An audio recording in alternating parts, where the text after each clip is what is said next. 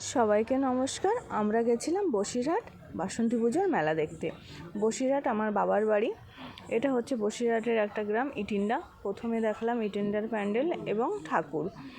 তারপরে আর একটা গ্রাম নাকুয়াদাহ, ওখানকার প্যান্ডেল এবং ঠাকুর দেখিয়েছি। তো আমি একটু নমস্কার করে নিলাম। তারপরে চলে গেছি আমার বাবার বাড়ির গ্রামে।